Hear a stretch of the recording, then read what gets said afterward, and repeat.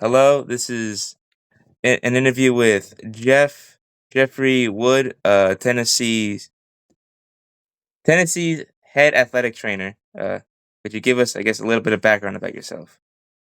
Yeah, I'm my actual title is associate director of sports medicine. I've been here at Tennessee for 24 years now, working with baseball. I'm the baseball athletic trainer. Uh, I started out I started out as a student athletic trainer in high school at about the age of 14 or 15. Um so I've been doing this for almost 50 years, taking care of athletes as a student, and I got certified. I went to Marshall University and graduated in 1984, and so I've been certified as an athletic trainer since 1984. I worked baseball. I was in professional baseball for 10 years.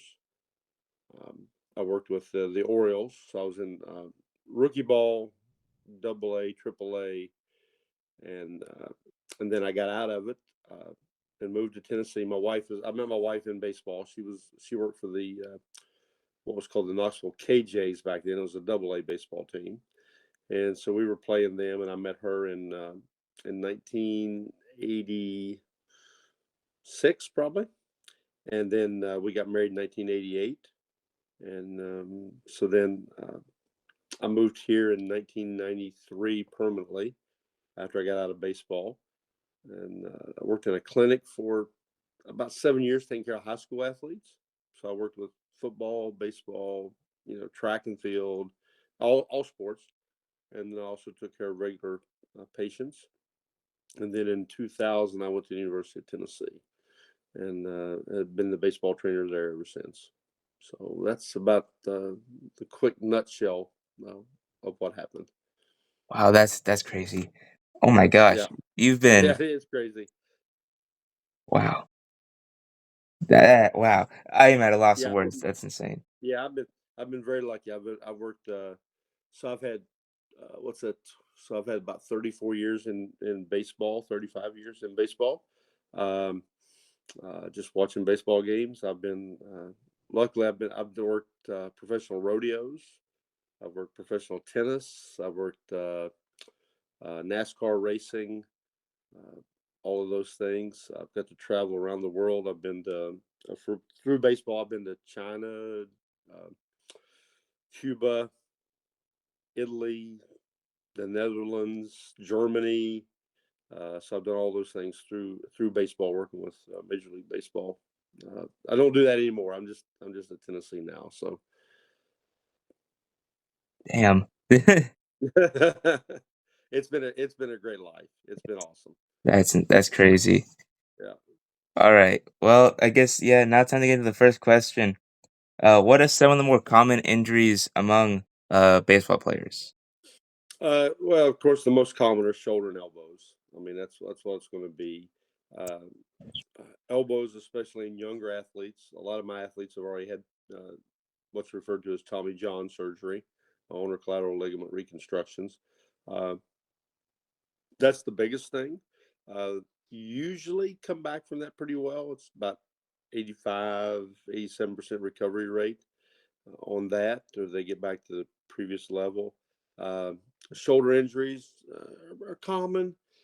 Shoulder surgeries are not as good as elbow surgery, so the recovery rate from that is not as good. So uh, in the shoulder, it's going to be a labrum, which is the cartilage around the shoulder. Um, those are going to be the most common injuries. What I see usually on a daily basis is what's called impingement, and that's where the rotator cuff around the shoulder gets inflamed. Um, just where it rubs on the shoulder bone itself, the scapula, and those are the most common. But you can usually treat those pretty well, and get those athletes back. So those are the two big things. Uh, Currently, right now, I have a back injury. I have a hamstring injury, but those are much less common. Wow. And So and yeah, most of them, yeah, we refer to those as overuse injuries. It's not like an acute thing like football. You have knee injuries and those kind of things, which were from impacts. Baseball is what we just usually call overuse because of so much throwing and hitting and those kind of things. Yeah, wow. So, uh, so you said that the rotator cuff or pinching is like when the rotator cuff rubs against the scapula. Mm-hmm. But like personally, okay, okay. Sorry, I'm trying to get my words here.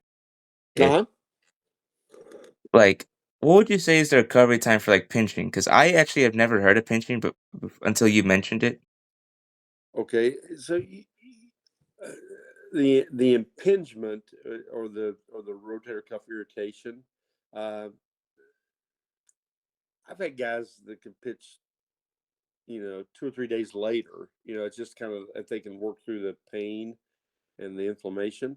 Um, and sometimes guys will miss a couple of weeks with that, but not very often. Usually, if you get it really quickly, uh, that pinching or that impingement usually goes away pretty quick, and they can continue to participate.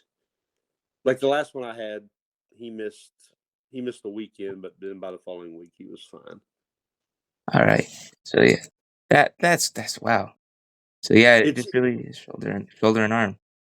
Yeah, it's got to be. I mean, if they recognize, if they don't try to, if they come to me quickly, usually we can heal it pretty quickly, and they can continue to participate. But if they try to get through it and wait several weeks, then it can be a problem. All right. Wow.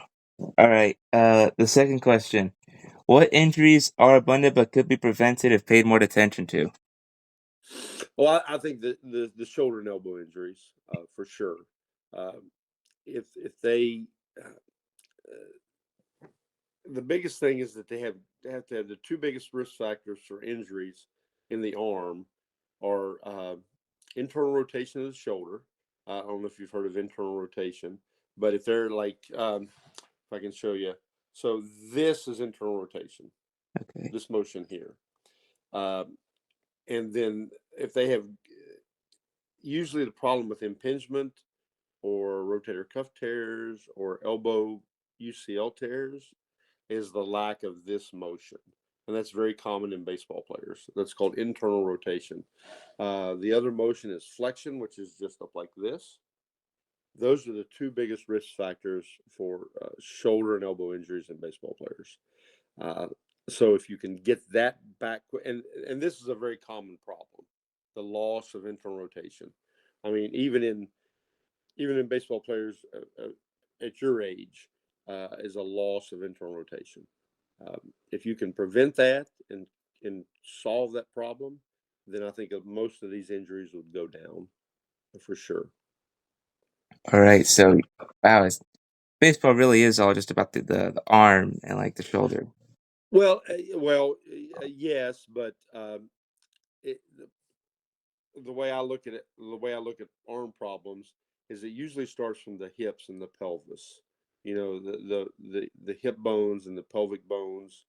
Those are where the problems start.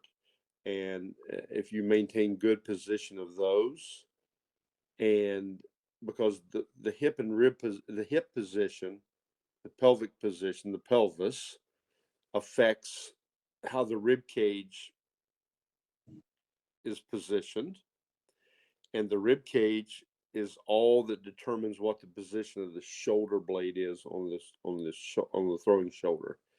This if it's hard to imagine, but the only place that the shoulder blade attaches to the body is at the SC joint, which is here, the sternoclavicular joint. That's the only place the shoulder blade attaches, and through the clavicle and then the scapula.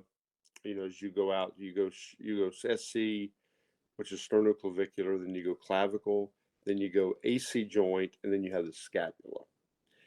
The scapula a lot of times determines the position of the arm. And if the shoulder blade is in a poor position, then you can lack internal rotation. So you need to get the shoulder blade and the rib cage in a good position.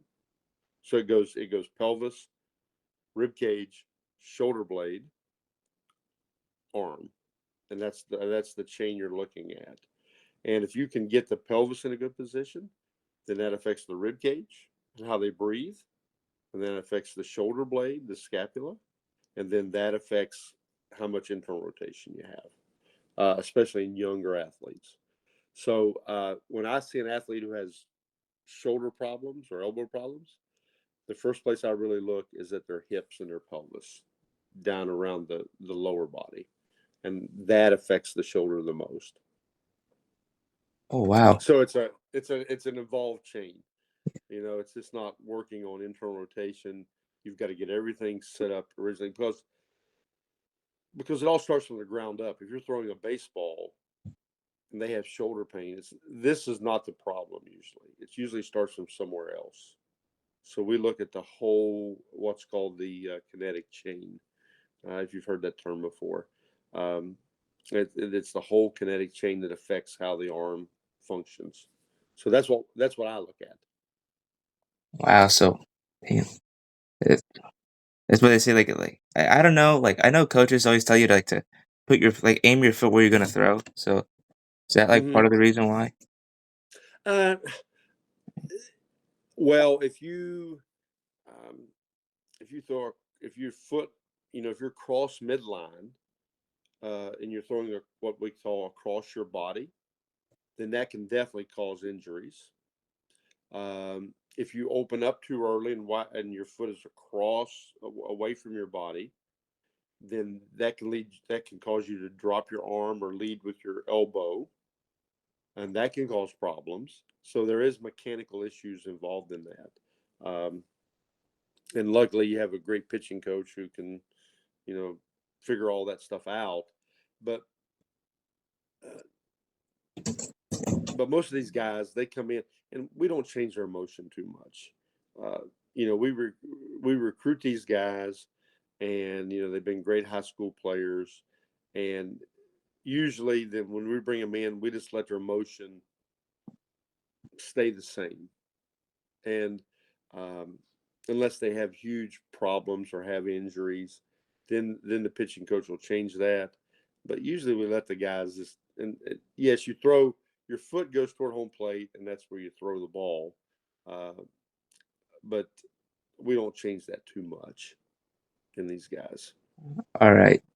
So you just yeah, you just try to leave it alone as much as you can, but if you need to. Yeah, yeah, unless they have a huge problem. Because again, most of the times we see injuries, it is lack of internal rotation or flexion, and that is what I work on, and and they usually get better from that.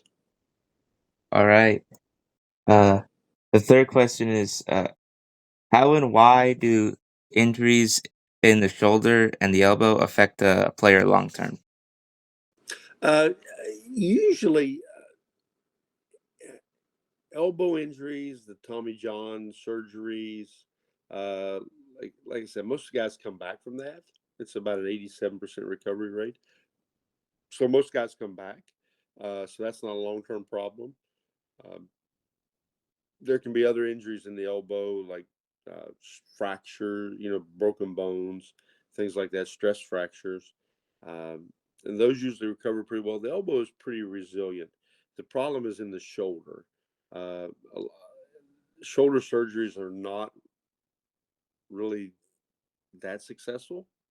Um, it's because the shoulder is so complicated. It has to move in all kinds of different ranges of motion. Um, but the elbow only moves, usually up and down, right? It usually moves, it just extends and flex. That's the elbow. The problem with the shoulder is it moves everywhere, right? It has to be like it's a very shallow socket that the bone fits into. It's almost like I've heard it called a soccer ball on a teacup.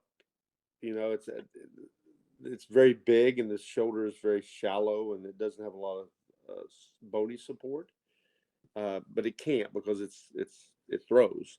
So the labrum or the cartilage around the shoulder has a big deal with that, and that's just a very hard thing to cure with surgery. Um, it's just because it has so many different ranges of motion.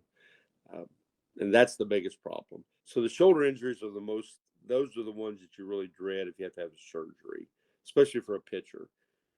I've got catchers who have had shoulder surgery and done very well, but throwing at 95, 100 miles an hour that we see these guys throwing now off of the mound, off of that 12 to 14 inches height, really puts a lot of stress on the shoulder and elbow, and it's really hard to recover from those. Wow, yeah.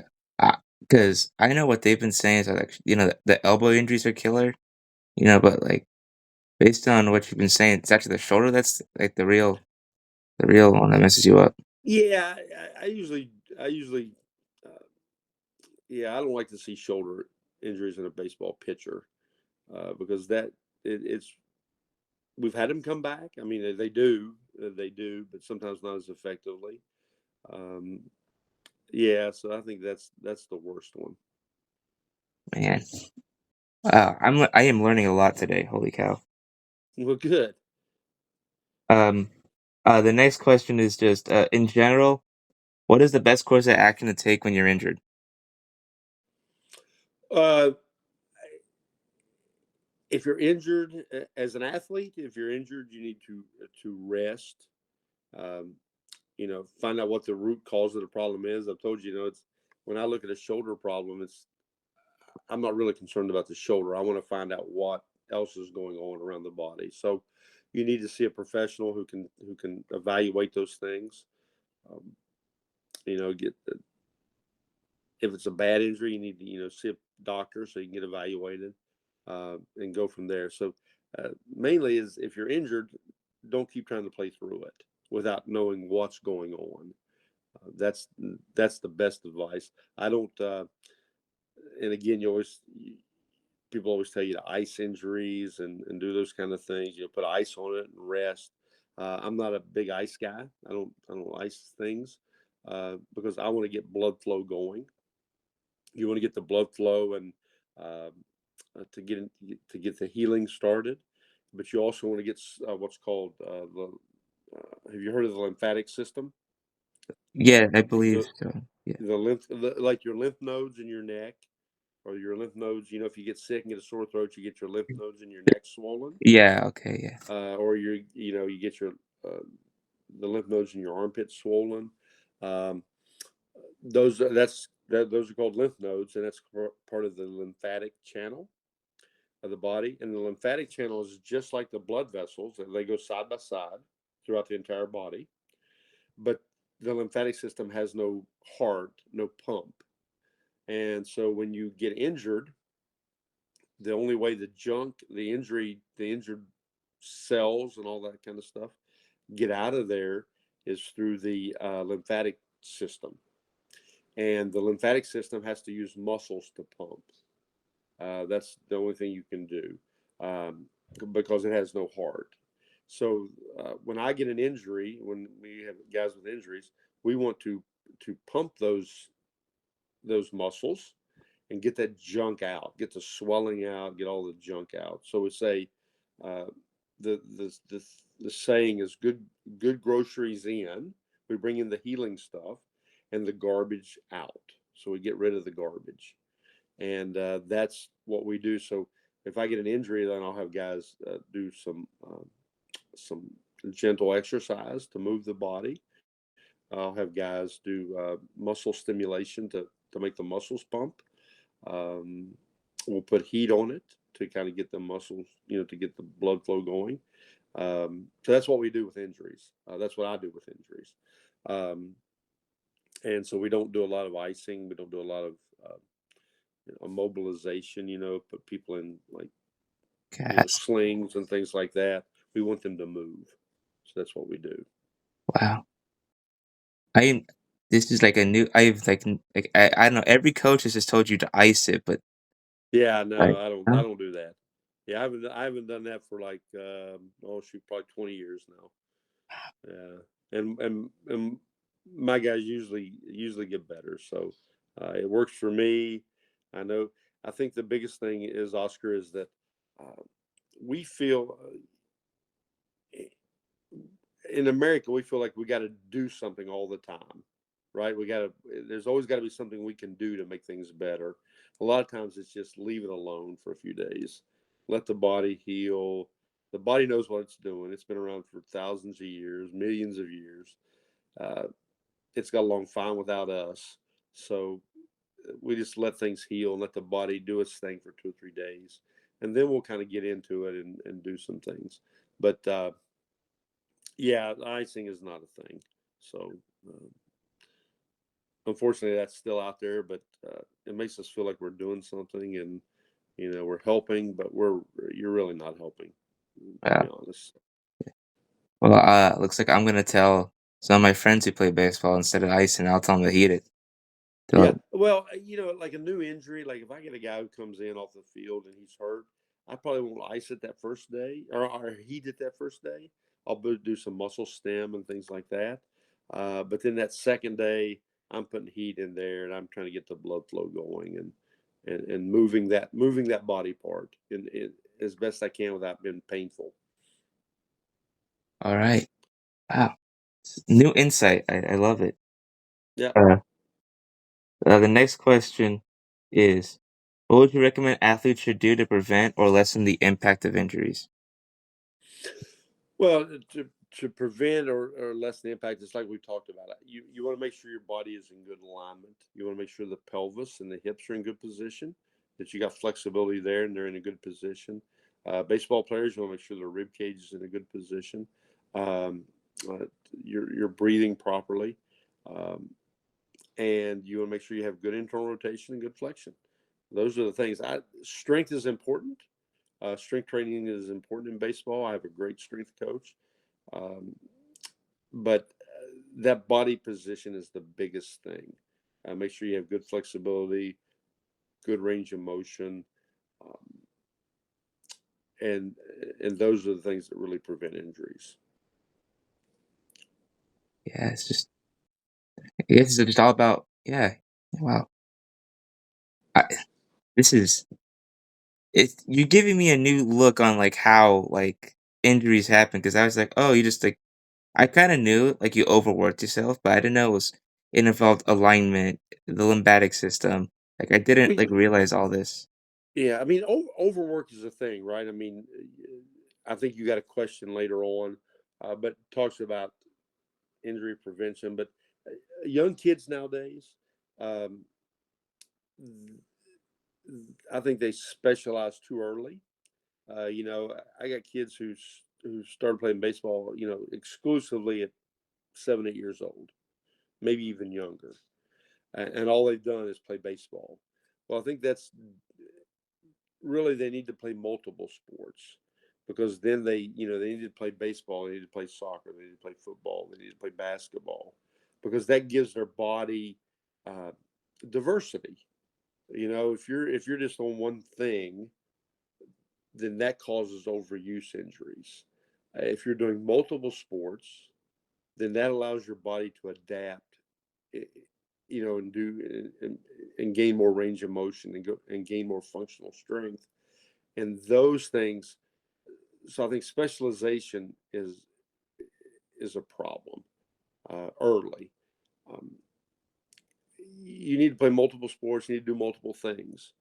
I mean, right now it's prevalent in baseball, and I'm sure it's that way in California is that people start early playing baseball. All they do is take lessons in the off season. They're on all kinds of traveling teams, all these different things, but it's just baseball. And I think that you need to, uh, diversify and play multiple sports so your body learns. Um, not just one pattern. You know, if you're a right-handed pitcher, you're going to always rotate to the left. That's all you're going to do.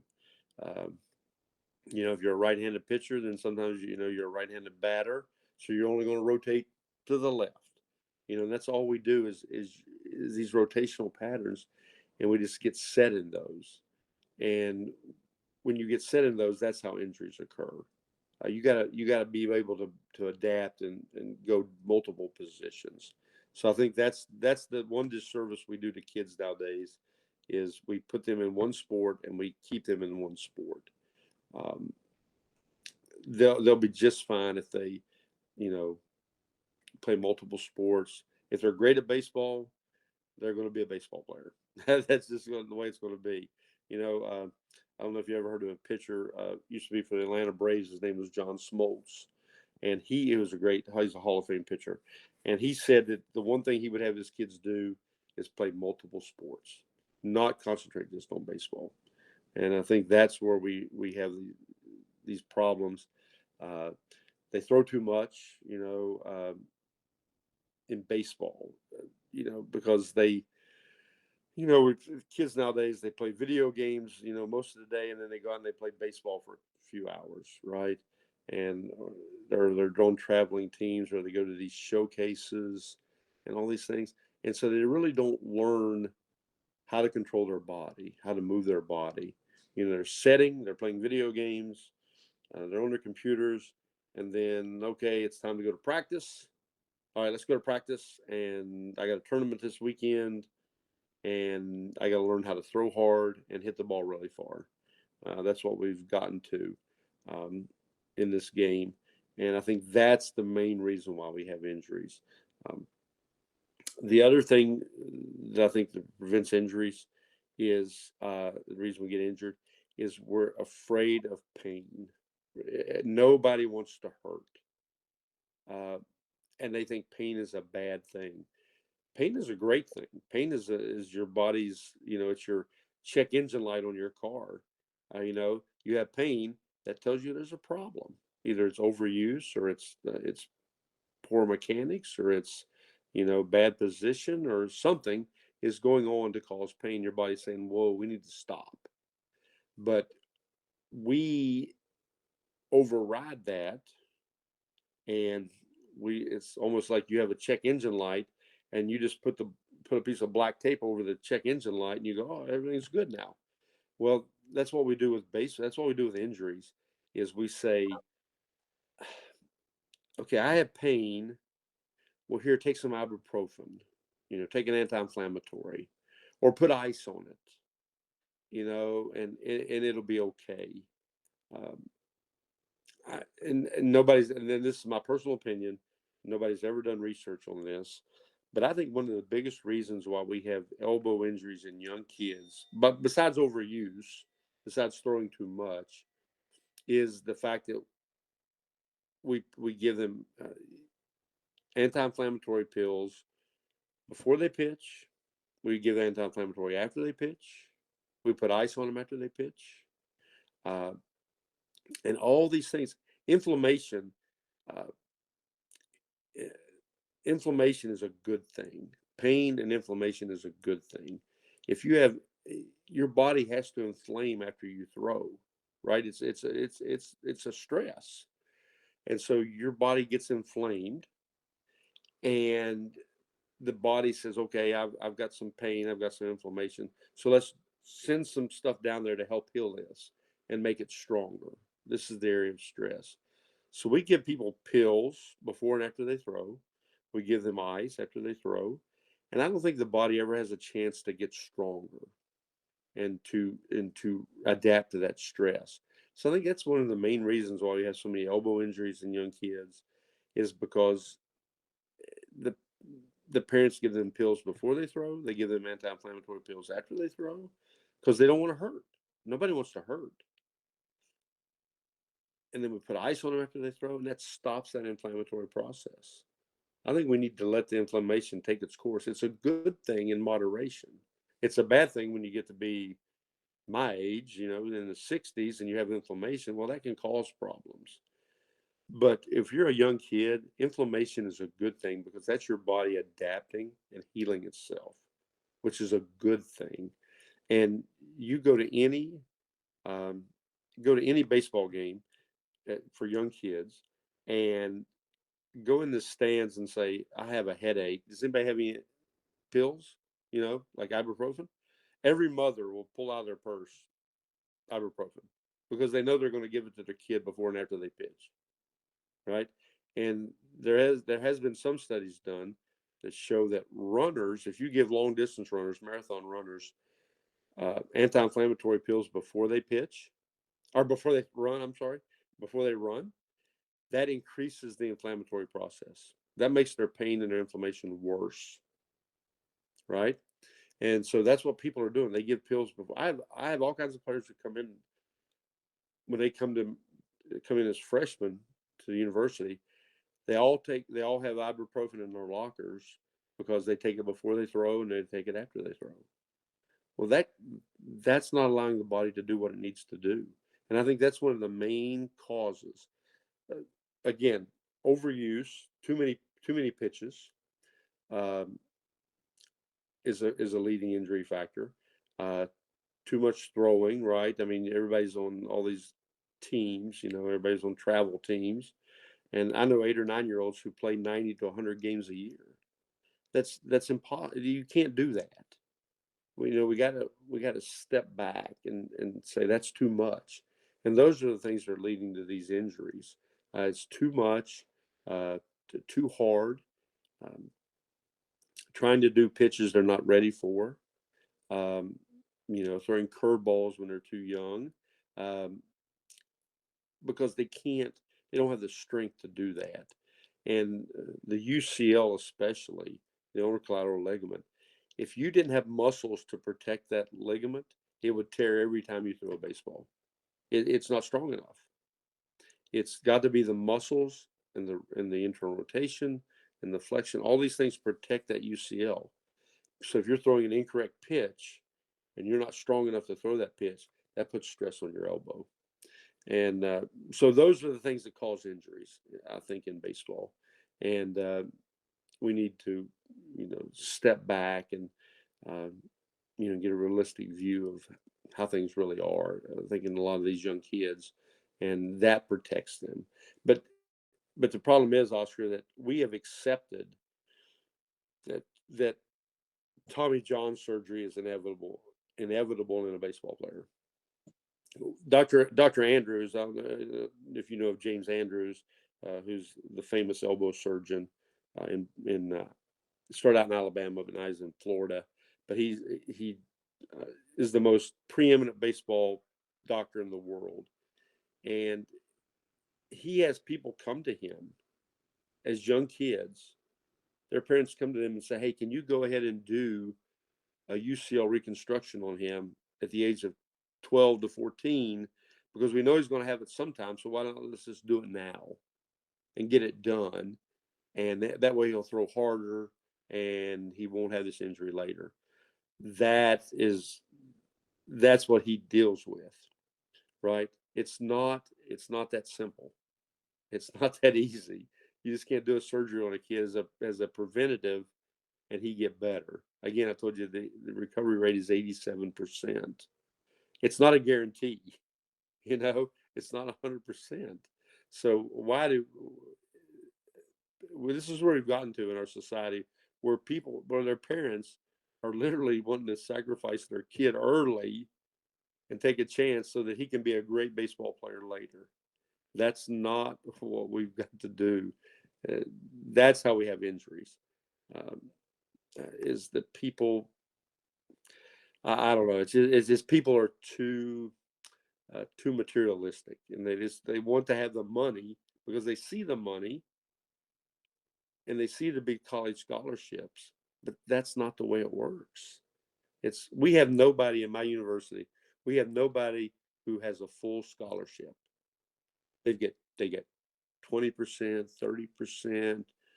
Some of them are lucky and get 80%. Those are very far and few between. I mean, that's not the way it works. We have we have 50 guys on my baseball team. 50 guys, 40 on the roster. 10 guys are just kind of what we call red shirts.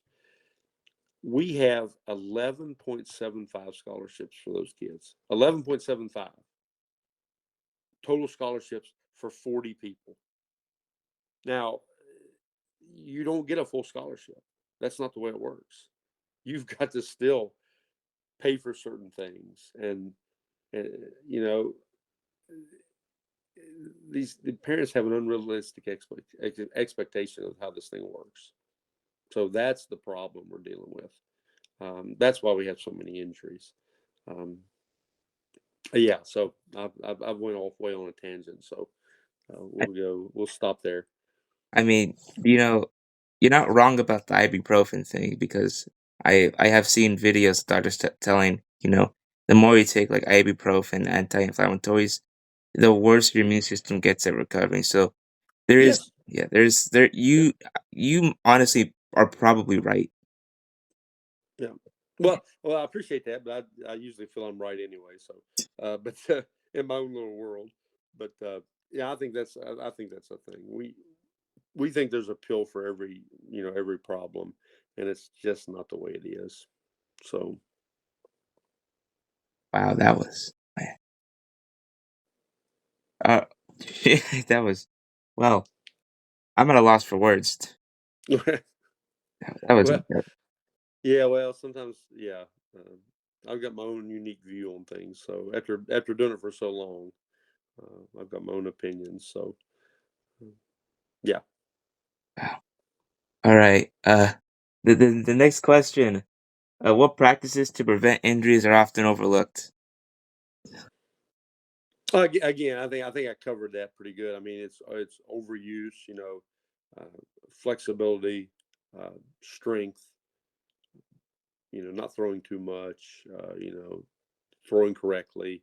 Those all those things prevent injuries. Again, playing multiple sports, not concentrating on one sport. I think all those things prevent injuries. All right. Yeah. Wow. And the last one, I'm pretty sure you've answered already. Should athletes play through their injuries? Yeah. Okay. So yeah, sometimes that's as an athletic trainer. I think that's part of the art and science of it. Is that yeah? Some things you can play through. Um, I've had guys play uh, with with a broken bone in their foot and play just fine. If we treat it and we support it in the right way, those guys can play. I've seen guys who've had uh, say they're an infielder and they've dove for a ball and their shoulders subluxed or popped out, come out of socket, as we say, dislocated. But if it comes right back in, we call that a subluxation. I've had guys do that one day and play the very next day. With it's based on pain tolerance. It's based on, do they have good muscle strength to protect themselves? Um, they have good range of motion. Uh, yeah, they can play. They can play.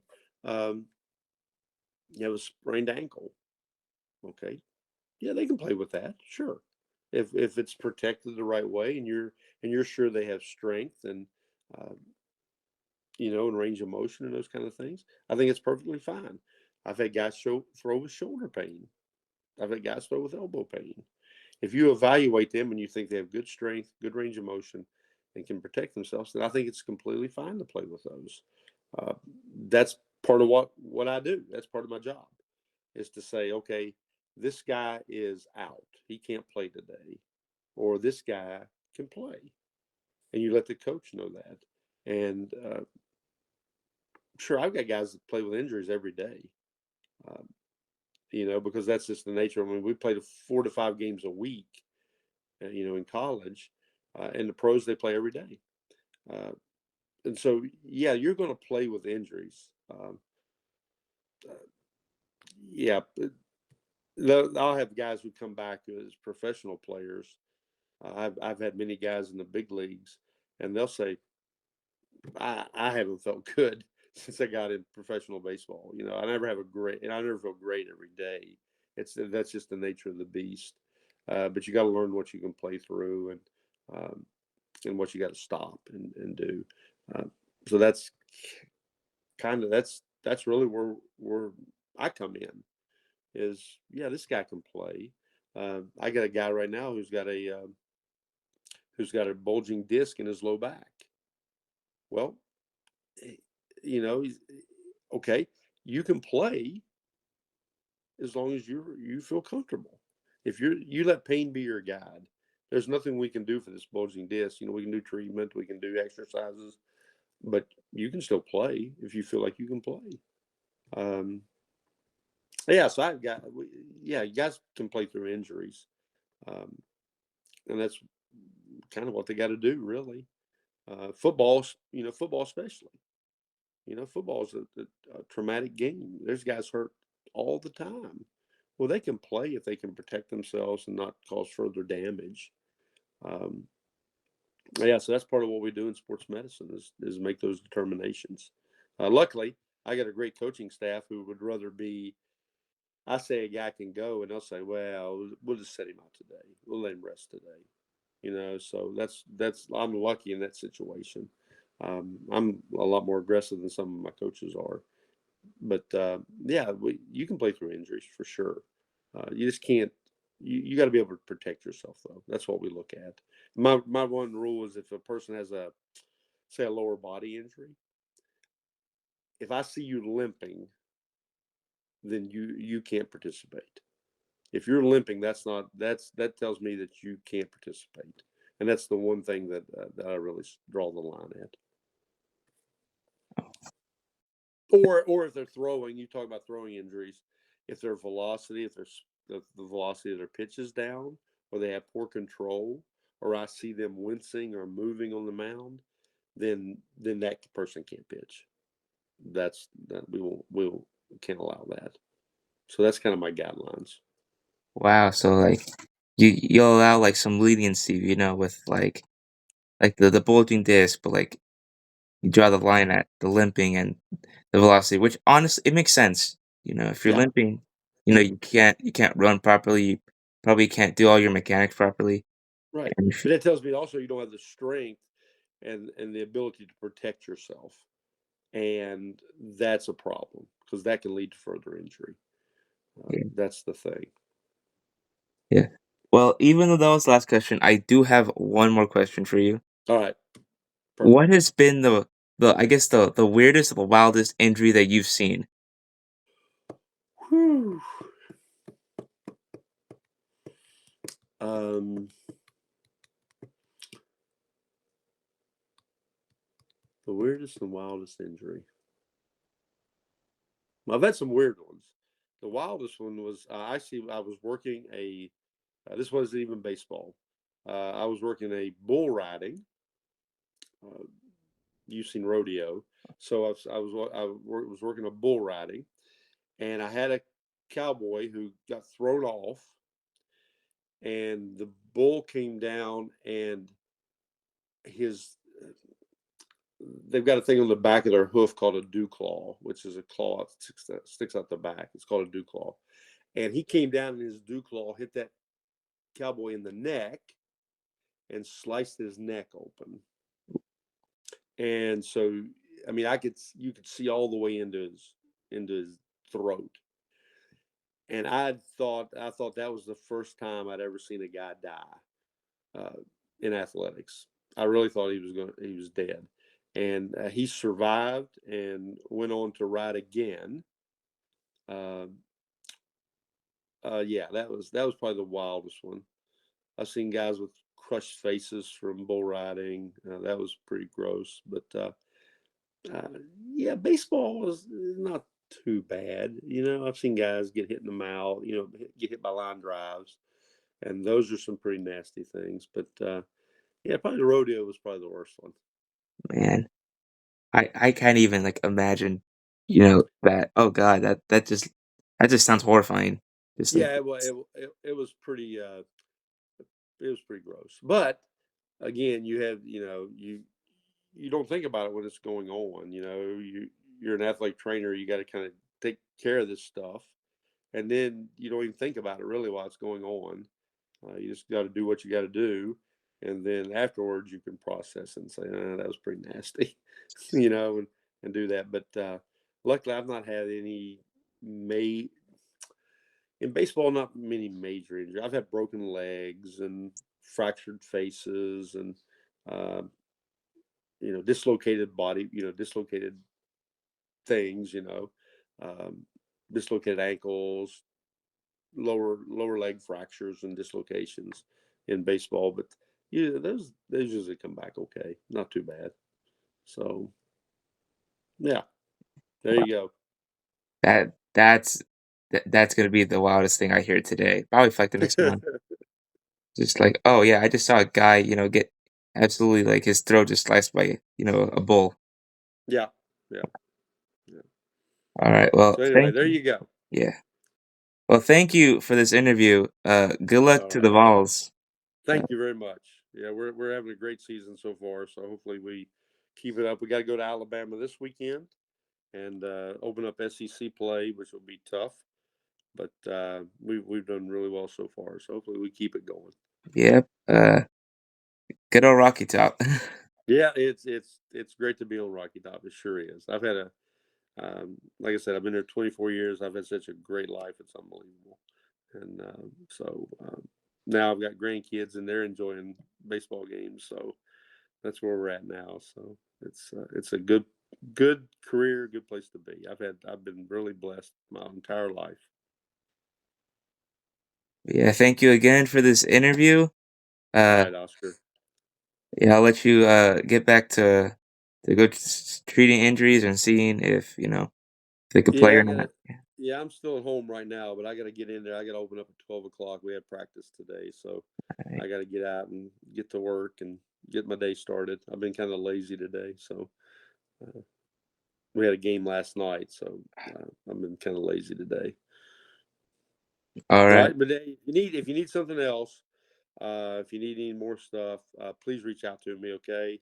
And let me know if you want to do another interview or if you want to talk about something or got questions. Just let me know. I'll be happy to help you out. Okay. Alright.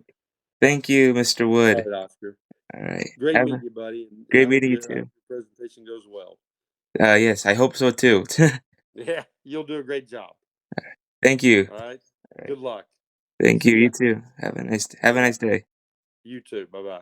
Bye-bye.